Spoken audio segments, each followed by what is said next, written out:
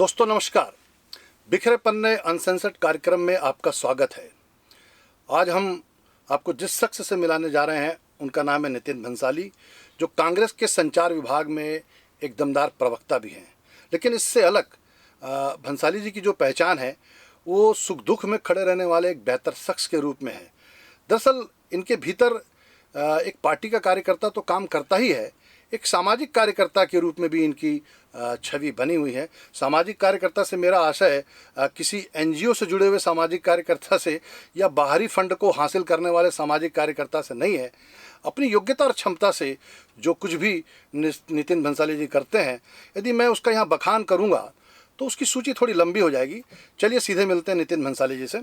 नितिन, आपका इस कार्यक्रम में बहुत बहुत स्वागत है। नमस्कार। नितिन, मेरा पहला सवाल आपसे ये है कि जिन दिनों हम अखबार में काम किया करते थे, बहुत सारे अखबारों में हमने अपनी सेवाएं दी हैं, तब आप रोज़ाना एक विज्ञप्ति लेकर के आ जाया करते थे और कई बार हम लोग को बड़ा गुस्सा आता था कि ये विज्ञप्तिबाज नेता रोज़ आ जाता है, रोज़ धमक जाता है। अब मुझे याद पड़ता है कि एक दो बार मैंने आपको डांटा भी बहुत बुरी तरह से कि यार ये रोज़ क्या विज्ञप्ति लेकर के आ जाते हो, कितना छापेंगे हम लोग। तो उस डांट का कुछ असर हुआ या अब भी विज्ञप्ति लेकर के आप? नहीं, अब तो ऐसा है कि जमाना बदल गया है। विज्ञप्ति लेके पहली बात तो जाना ही नहीं पड़ता है, सब कुछ ईमेल और व्हाट्सएप पे हो चुका है। पर हाँ, आप लोगों की डांट से काफ़ी असर पड़ा। कई बार ऐसा होता था कि पता नहीं होता था मुद्दा क्या है और मुद्दे से भटक के भी 2 पन्ने, 4 पन्ने, 5 पन्ने तक काफ़ी लंबी विज्ञप्तियाँ लिख देते थे। और जब आपके पास देने आते थे तो भैया छाप देना, पैर पड़कर निवेदन भी करते थे सबसे। और नहीं छपता था तो बुरा भी लगता था, और छपता था तो खुशी भी होती थी। पर एक कड़वी गोली आप लोगों ने जो उस समय पिलाई, उसका असर इतना अच्छा हुआ कि आज विज्ञप्ति के सार को या टीवी डिबेट्स में अगर हम बैठे हैं लाइव में तो उन चीज़ों को याद करके काम की बात करते हैं, और जो मुद्दे हमारे न हो उन मुद्दों को न छेड़ें तो मुझे ऐसा लगता है कि बेहतर होता है। तो ये चीज़ें हमको आप लोगों से सीखने को मिली। चलिए, ये बहुत अच्छी बात है कि हम लोगों की डांट का असर आप पर हुआ और आपने बताया कि अब विज्ञप्ति लेके जाना नहीं पड़ता, अब तो व्हाट्सएप में या ईमेल में भेज देना पड़ता है। लेकिन वो एक दौर था नितिन, आपको याद होगा, जब कहा जाता था कि ये विज्ञप्तिबाज नेता है, विज्ञप्तिबाज नेता है, खूब विज्ञप्ति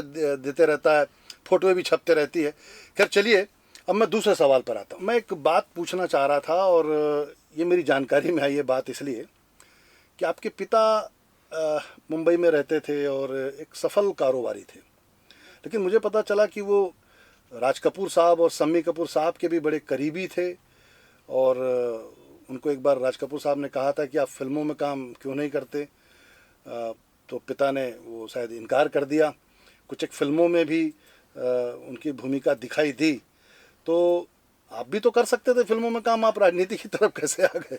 आपको आपके इस प्रश्न से मैं ये ज़रूर कहूँगा कि आप वाकई डिटेल सारे लोगों की बहुत ज़्यादा रखते हैं और काफ़ी अच्छी डिटेल रखते हैं। आपने अच्छा सवाल किया। पापा चूँकि बॉम्बे में वो जो आरके स्टूडियो के जो सेट बनते थे उसमें उसका कॉन्ट्रैक्ट लेना, उसको बनाना, उसमें वो काम करते थे। तो राज कपूर जी के काफ़ी क्लोज थे, कपूर परिवार के। और अच्छा। वो तो फिल्मों में चले भी जाते, लेकिन ताऊ जी हमारे थोड़े काफ़ी स्ट्रिक्ट थे। तो उस समय फिल्मी दुनिया को या फिल्मी लाइन को अच्छा नहीं माना जाता था। तो उन्होंने तुरंत उनको डांट डपट कर वहाँ से दूर किया। एक मूवी है ब्रह्मचारी नाम है उसका, उसमें राजश्री, शम्मी कपूर साहब का एक गाना है, दिल के झरोखे से तुझको बिठाकर। वो गाने में पापा देखे जा सकते हैं, कम से कम 10 से 12 बार दिखे हैं। वो मुख्य अभिनेत्री जो है राजश्री, उसके जस्ट पीछे ही कोट टाइप पहन के बैठे हुए हैं। तो आपने बहुत अच्छी बात बताई। तो हम अपने दर्शकों को वो दृश्य भी दिखा सकते हैं और हम ये दृश्य दिखाते हैं। रखूंगा मैं दिल के पास। नितिन, आपके जो नेता हैं कांग्रेस के राहुल गांधी जी, वे अब तक अविवाहित हैं और उनके अविवाहित रहने से जिन्होंने शादियां कर ली है या जो नहीं कर पाए, सब लोग, बहुत लोग तकलीफ़ में रहते हैं कि ये शादियां क्यों नहीं कर रहे हैं, शादी क्यों नहीं कर रहे हैं। शादियां बोलूँगा तो ज़्यादा शादी हो जाएगी। और बहुत सारे लोग ये भी कहते हैं, चिंता व्यक्त करते हैं कि भाई जिन्होंने शादी की वो तो छोड़कर चले गए, जो नहीं कर रहे हैं उनकी लोग चिंता कर रहे हैं। मैं ये सवाल इसलिए पूछ रहा हूँ कि आपने भी शादी नहीं की है, तो क्या माधुरी दीक्षित से शादी करना चाहते थे क्या आप? नहीं, माधुरी दीक्षित पसंद तो बहुत थी। अच्छा। आपको ये भी पता चल गया है। थी नहीं है भी। ऐसा कोई रीज़न तो नहीं है कि शादी क्यों नहीं की। मुझे ऐसा लगता है कि मुझे योग्य युवती नहीं मिली जो जैसा मैं चाहता हूँ वैसा, तो मैंने योग्य विवाह युवती नहीं से किया। मतलब क्या है भाई? छत्तीसगढ़ में भी बहुत सारी माधुरी दीक्षित हैं, ऐश्वर्या राय हैं, और कमी थोड़ी है। तो जब मैं देखो, माधुरी किसी अच्छी युवती से आप शादी कर सकते जब हैं। मैं माधुरी दीक्षित को पसंद करता था या करता हूँ तो उस समय मुझे आप नहीं मिले थे। अब तो नैने की हो चुकी है। यदि आप मिले होते तो शायद आपकी कोई अप्रोच काम आ जाती। तो अभी कोई इरादा है या नहीं शादी करने का, या फिर आप तब करेंगे जब आपके नेता राहुल गांधी शादी कर मैं लेंगे? सोचता हूँ वो कर ले तो फिर करूँ। अच्छा, मतलब कोई वचन जैसा उन्होंने नहीं, आपने? एक एनर्जी मिलती है। एक मतलब घर परिवार की कोई बहुत ज़्यादा संसारिक व्यक्ति की जिम्मेदारी ना हो तो खुलकर काम कर सकते हैं। एक ऐसा अनुभव होता है कि एक ऊर्जा रहती है एक अलग, और उस ऊर्जा का उपयोग यदि समाज के लिए, देश के लिए और अपनी पार्टी के लिए हो तो मुझे लगता है बेहतर है। अच्छा, मैं आपकी इस बात से तो सहमत हूँ कि अविवाहित रहते हुए भी बहुत अच्छा काम किया जा सकता है, लेकिन विवाहित रहते हुए भी अच्छा काम किया जा सकता है। चलिए, शादी नहीं की, अब उसी में मैं थोड़ी सी चीज़ और जोड़ लेता हूँ। प्रेम तो किया होगा? नहीं, ऐसा तो नहीं है। प्रेम किया होता तो मैं शायद शादी भी कर लेता। चलिए, प्रेम अच्छी जिससे बात किया वो आपको चलिए। आपने नाम लिया फिल्म एक्टर का तो वो बात तो वहीं क्लोज हो। अच्छा, आपने प्रेम उनसे किया था, शादी नहीं हो नहीं पाई? नहीं नहीं, ऐसा नहीं है। वो नन्हे की है, मेरी नहीं है। अच्छा नितिन, आप धर्म कर्म में बहुत आस्था रखते हैं। मैं देखता हूँ आप मंदिर भी जाते हैं, चर्च भी जाते हैं, गुरुद्वारे भी जाते हैं, मस्जिद के दौरे भी आपके हो जाते हैं, और अन्य जगहों पे जो भी धार्मिक आस्था के केंद्र हैं वहाँ आप चले भी जाते हैं, और तिलक तो आप लगाते ही हैं, और गंडा ताबीज भी आप पहन लेते हैं कुल मिला करके। लेकिन मैंने सुना है कि एक बार ये जो धर्म कर्म के चक्कर में ही पड़ करके कुछ पंडों ने आपको लूट लिया था, वो मामला क्या था? जी, बिल्कुल सही कह रहे हैं आप कि मैं असम के गुवाहाटी में हाँ। हम लोगों का यूथ कांग्रेस का एक प्रोग्राम था, 3 दिन का राष्ट्रीय स्तर का कैंप था जिसमें गया हुआ था। और अच्छा। मैं उस कैंप से बिना बताए बड़ी चालाकी से निकल गया कि चलो मैं कामाख्या माता के दर्शन करके आता हूँ। जबकि वहाँ ऐसा था कि जाना है तो किसी को लेके जाना है, तो मैं अकेले चला गया। मेरे साथ गुजरात यूथ कांग्रेस के तत्कालीन अध्यक्ष भी मेरे साथ गए। वो गाड़ी में बैठे रह गए और मुझे बोले कि मैं तो थोड़ा ईश्वर को मन में मानता हूँ और ऐसे नहीं मानता, आपको जाना है जाओ। वो बड़े होशियार निकले, वो गाड़ी में बैठ गए और मैं अकेले गया। अच्छा। मुझे किसी पंडे ने वहाँ पकड़ लिया कि चलो मैं आपको दर्शन करवा देता हूँ। वहाँ मुझे ऐसा फील होता है कि हिप्नोटाइज शायद वो करते हैं। तो जेब में कुछ 35-36 सौ रुपये नगद थे। वो ऐसा पकड़ के सिर को उसमें बेसमेंट में कामाख्या माता के मंदिर में कि तुम्हारा नाम ये है, तुम्हारे परिवार में है, तुम ये करो वो करो। तो ऐसा करते करते मैं बाहर निकलते निकलते मेरा पूरा जेब खाली हो चुका था। और फिर मैं बोलता किसको, और इतना बड़ा उसने सिंदूर का तिलक लेके यूँ यहाँ पर लगाकर गले में एक ऐसी माला डाल दी थी जाने की मेरी बलि चढ़ने वाली हो। बाहर निकल कर फिर वो तो ईश्वर की दया से एटीएम कार्ड जेब में था तो खर्चे के लिए पैसे निकाल लिए। और फिर जाकर जब मुझे लोगों ने देखा कि तुम कामाख्या से आ रहे हो, तो मैंने कहा हाँ। बोले हाँ, तुम्हारी शक्ल से दिख रहा है। तो फिर मुझसे रहा नहीं गया और कुछ लोगों को मैंने ये किस्सा बता दिया। लेकिन ये बहुत महत्वपूर्ण बात है कि वो किस्सा आप तक कैसे पहुँचा। नहीं, वो क्या होता है, धर्म के नाम पे या कर्म के नाम पे जो कुछ भी लूट होती है तो इस तरह की चीज़ें हमारे पास आ ही जाती है। लेकिन ये मेरी जानकारी में था कि एक बार आप लूट का शिकार हुए थे। जैसे एक बार मेरी जानकारी में ये भी आया था, एक बार लूट का शिकार तो आप हुए थे, एक बार आप पे एफआईआर भी दर्ज हुई, और वो मामला ये था कि आप आबकारी विभाग में कहीं प्रदर्शन करने चले गए, कुछ साथियों को आपने बुला लिया, और हालांकि आपके स्वभाव में नहीं है तोड़ फोड़ करना, लेकिन उस दिन तोड़ फोड़ भी हो गई और एफआईआर दर्ज हो गई। तो मैं अभी मेरा सवाल ख़त्म नहीं हुआ। मैं जानना चाह रहा था कि आपने तोड़ फोड़ क्यों की?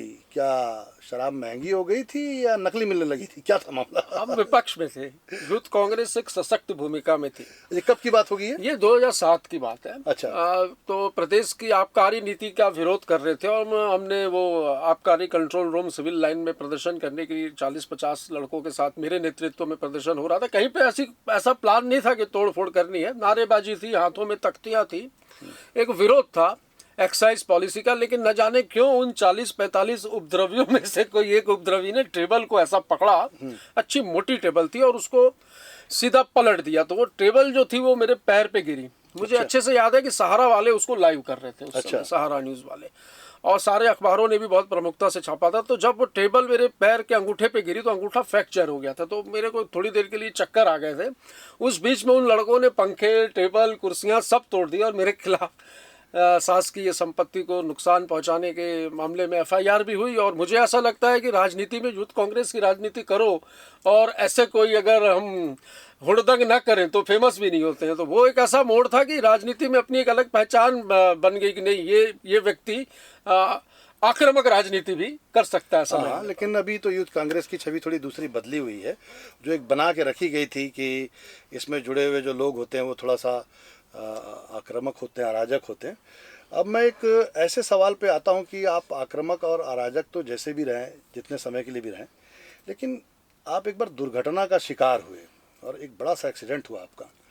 तो ये खबर बड़ी तेज़ी से फैली कि एक राजनेता ने आपको जान से मारने की पूरी कोशिश की। हालांकि जो जो जो खबर फैली, उस खबर के पीछे एक धारणा ये भी थी कि वो जो राजनेता थे, जो अब दिवंगत हैं, जब लोग उनके घर पे जाते थे तो वो लोगों पे कुत्ते छुड़वा देते थे और कई कुत्तों से उन्होंने, कई कुत्ते पाल रखे थे उन्होंने, उन कुत्तों के मुंह में वो हाथ भी डाल देते थे और कई महिलाओं को उन कुत्तों ने काटा था, कई लोगों को काटा था। दूसरी एक बात ये भी प्रसिद्ध थी कि जो कोई भी उनकी बात नहीं मानता था तो कवर्धा से गन्ने मंगवाए जाते थे और उनको बांध करके उनके पैरों पे तोड़ा जाता था। और गन्ने इसलिए मरवाए जाते थे कि खून जाम नहीं होता है और पैर फ्रैक्चर भी नहीं होता है। और पार्टी में प्रवेश करने के लिए बहुत सारी हरकतें होती रहती थी, रुपयों का प्रलोभन, धन का प्रलोभन, जो भी चीज़ें रहती थी। तो ये एक्सीडेंट हुआ था तो क्या सही में किसी की भूमिका थी, किसी का हाथ था या क्या था? ऐसी कोई भूमिका नहीं थी। मैं दिल्ली से मथुरा जा रहा था और दिल्ली मथुरा हाईवे पे एक्सीडेंट हुआ था। हाथ पैर तोड़वाने के बाद मैं आपसे भी मिला था, मुझे अच्छे से याद है। और आपने इन सारी चीज़ों के पटाक्षेप में मुझे मदद भी काफ़ी की थी, मैं ये भी बता दूं। तो ऐसा कोई राजनीतिक कोई ऐसा हमला नहीं था, पर हाँ ऐसी अफवाहें उड़ी थी और अफवाहें उड़ने के बाद मैंने उसका तत्काल खंडन भी किया था। और इस बीच मैं आपको बता दूं कि जब एक्सीडेंट हुआ उस दिन की रात छोड़ के दूसरे दिन की रात मेरी मौत की खबर भी उड़ गई थी कि ये तो मतलब, और व्हाट्सएप पे कुछ लोगों ने श्रद्धांजलि भी दी थी। तो सुबह उठकर मैं दीवालों को छू रहा था कि मैं स्वर्ग में हूँ, नर्क में हूँ या मैं धरती पर हूँ। अच्छा। तो ऐसी घटना भी उस समय घटी। जी नितिन जी, एक सवाल और है, वो ये है कि मैंने पहले भी कहा आपसे कि, और आप जानते भी स्वयं उसको हैं, कि पिताजी आपके जो थे वो सफल व्यापारी थे। और मेरा ही नहीं, देश दुनिया के बहुत से लोगों का ये मानना है कि ज़्यादातर जो व्यापारी वर्ग है वो एक ख़ास तरह की विचारधारा से या ख़ास तरह की पार्टी से उसकी संबद्धता रहती है। लेकिन आपका झुकाव कांग्रेस की तरफ रहा, थोड़ा सा भटकाव भी हुआ आपका कि आप कुछ समय के लिए जोगी कांग्रेस में भी साथ में रहे, लेकिन अंततः मातृ संस्था को मानते हुए आप कांग्रेस में लौटे। तो आप भी तो जा सकते थे वो हिंदुत्ववादियों की पार्टी में, क्यों नहीं जाना जरूरी समझा आपने? ढोंगियों को मैं उचित नहीं समझता। मुझे ऐसा लगता है ढोंग और स्वांग रचते हैं वो। अच्छा। और ऐसा नहीं है कि कोई व्यापारी किसी राजनीतिक दल को ज्वाइन नहीं कर सकता। एक विचारधारा थी कांग्रेस की जो छात्र जीवन से ही एक कहते हैं कि राजीव गांधी और माधवराव सिंधिया, इनसे मैं काफ़ी प्रभावित रहा और उनसे प्रभावित होकर ही NSUI जो होता है कांग्रेस की छात्र विंग जो है, उससे ही राजनीति की शुरुआत की। और मुझे बताने में ये खुशी होगी कि मुझे लगभग 24 साल हो गए हैं अब राजनीति करते करते। छात्र राजनीति से लेकर PCC की जो पॉलिटिक्स में मैं अभी हूँ, इसमें 24 साल हो गए। तो कांग्रेस की विचारधारा को लेकर मैं कांग्रेस से जुड़ा। और व्यापारी ऐसा जरूरी नहीं कि उसी पार्टी से जुड़े, वो किसी भी पार्टी से जुड़ सकता है। चलिए, एक आखिरी सवाल आपसे पूछ रहा हूँ, और सामान्य तौर पर इन दिनों राजनेताओं का ये शौक़ भी हो गया है और शायद आपने भी वो शौक़ पाला हो। ज़्यादातर राजनेता अपने जीवन के प्रारंभ में 2-4 साल की राजनीति करने के बाद ही ये कोशिश करते रहते हैं। कुछ लोग बुढ़ापे में कोशिश करते रहते हैं और कुछ लोग आखिरी समय तक पहुँचते पहुँचते ये तय करते हैं कि नहीं, अब वो लिख नहीं पाएंगे और उनकी आत्मकथा कोई और दूसरा लिखेगा। तो मुझे पता चला कि आप कोई आत्मकथा लिख रहे हैं या कोई किताब लिख रहे हैं, क्या है मामला? देखिए, इस इंटरव्यू का नाम ही अनसेंसर्ड बिखरे पन्ने, बिखरे पन्ने, तो वो बिखरे पन्ने हैं मेरे पास। अच्छा, मैंने उसको लिखना किसके बारे में, हमारे बारे में कि आपके बारे में? नहीं, बिखरे पन्ने मेरे ही बारे में होंगे। तो मैंने जैसा कहा कि 24 साल हो गए, तो 24 साल में मैंने बहुत से नेताओं के साथ काम किया। अच्छा। कांग्रेस में रहते हुए काफ़ी चीज़ें देखी, काफ़ी इलेक्शन देखे, विधानसभा के चुनाव देखे, झीरम का जो वो समय था एक वो देखा। उसके बाद मैंने मंतूराम पवार के एपिसोड देखे। राजनीति में काफ़ी चीज़ें, सरकार बनते बिगड़ते, कांग्रेस की सरकार बनते, 15 वर्षों के विपक्ष की राजनीति के कई ऐसे अनुभव हैं। तो उन अनुभवों को लेकर मैंने सोचा कि मैं किताब लिखूंगा। तो वो बिखरे पन्ने पड़े हुए हैं, उन बिखरे पन्नों को बहुत जल्दी मैं समेट कर उसमें कुछ और पन्ने ऐड करके सोच रहा हूँ कि उस किताब को बहुत जल्द रिलीज़ करूँ। नितिन जी, अब मेरा एक आखिरी सवाल है और अब चाहें तो इसका जवाब दे भी सकते हैं और नहीं भी दे सकते हैं, लेकिन मैं चाहूँगा कि दर्शकों से जब मैं ये बात बताने जा रहा हूँ तो आप इसका उत्तर अवश्य दें। आप जोगी कांग्रेस में थे और बहुत करीबी भी माने जाते थे अजीत जोगी के। मेरी जानकारी में है कि जोगी जी ये चाहते थे कि आप उत्तर विधानसभा से चुनाव लड़ लें और आपको बाकायदा बी फार्म तक दे दिया गया था, लेकिन उसके बावजूद भी फिर आपने चुनाव नहीं लड़ा। क्या वजह थी? वो चाहते नहीं थे, वो एकदम 24 घंटा पहले उन्होंने चाहा कि मैं चुनाव लड़ूं, तो मेरी कोई तैयारी नहीं थी और मैं नहीं लड़ना चाहता था। ज़बरदस्ती मुझसे नॉमिनेशन भी करवाया गया, मुझे भी फॉर्म भी दिया गया, लेकिन मन में एक जो इच्छा थी, मन मेरा शुरू से, मैंने जैसे कहा, मेरे डीएनए में, मेरी विचारधारा में कांग्रेस है। मैं नहीं चाहता था कि कांग्रेस का कैंडिडेट मेरे लड़ने की वजह से डैमेज हो।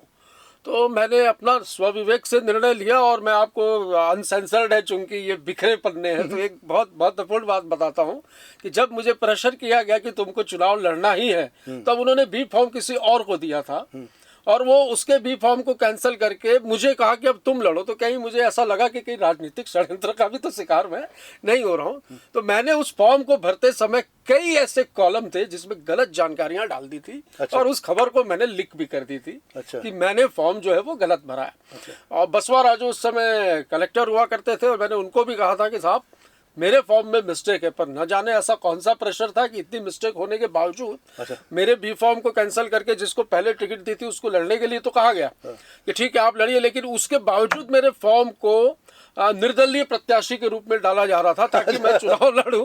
पर मैंने मुझे ऐसा लगता है कि जीवन में बड़ी एक चतुराई की और मैंने कांग्रेस के प्रति अपनी निष्ठा उस समय प्रकट की, क्योंकि मैंने तत्कालीन जो विधायक थे, अभी जो विधायक हैं कुलदीप जुनेजा जी, मैंने उनको धीरे से कान में बोल भी दिया था कि भैया मैं चुनाव नहीं लड़ना चाहता हूँ, मेरे फॉर्म में काफ़ी मिस्टेक है, यदि ऐसा कुछ हो तो आप आपत्ति दर्ज कर देना कि इसके फॉर्म में गड़बड़।